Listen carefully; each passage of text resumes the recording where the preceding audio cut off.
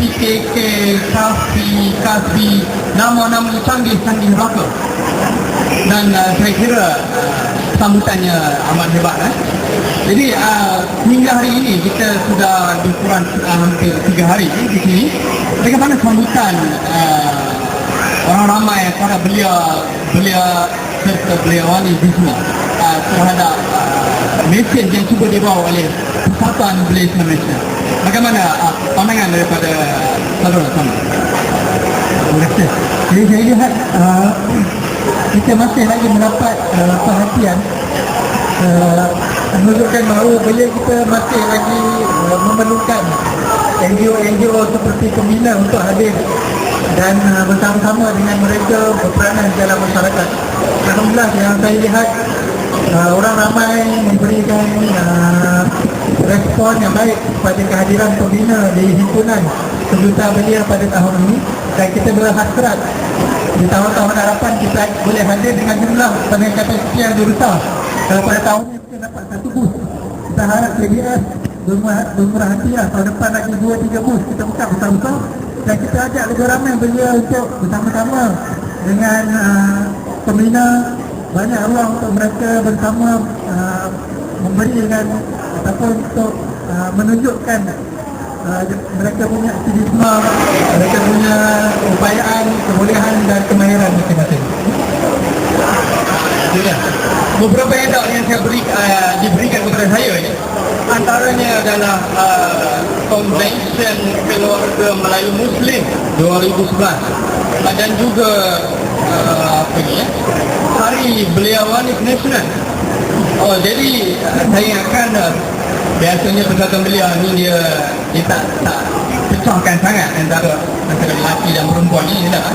Jadi saya nampak kenapa wujud pula Belia Wanita Nasional dan sebagainya dalam macam ada satu aktiviti khas khusus untuk para belia wanita. Kenapa ini ditunjukkan oleh Persatuan Belia Islam Malaysia? Terima kasih. Jadi kalau kita tengok kita buat program untuk belia secara umum, secara umum kita akan menghimpunkan belia dan belia wanita.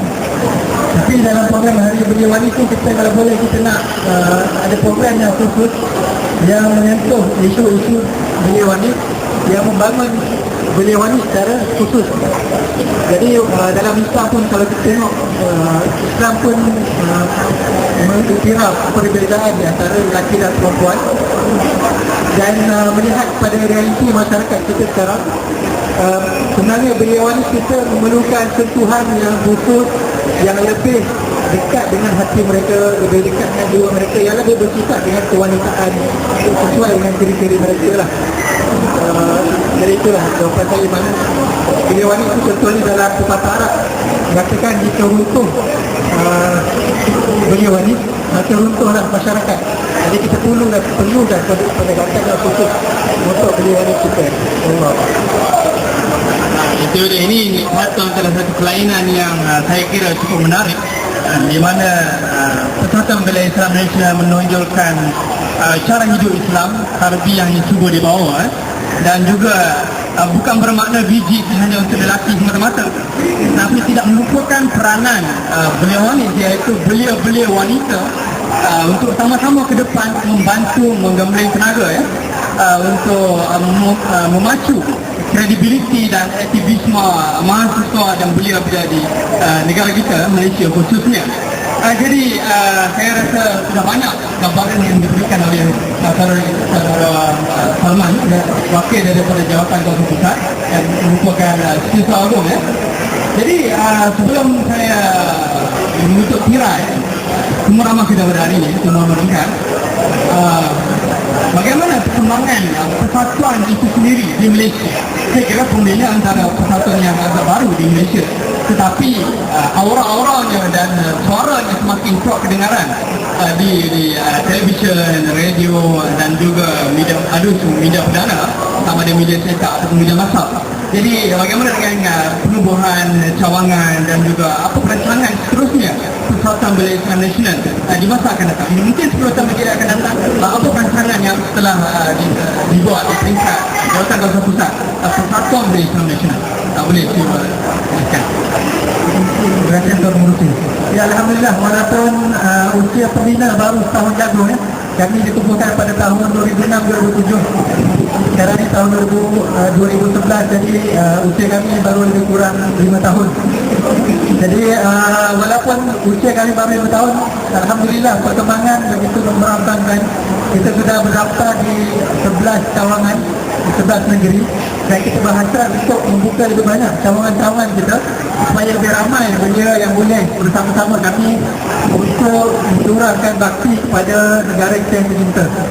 Yang terbaru, pembina bersama dengan beberapa NGO lain telah menghantar memorandum meminta pihak berkuasa untuk mengambil tindakan tegas pada tindakan-tindakan yang cuba untuk menggugat keharmonian masyarakat kita.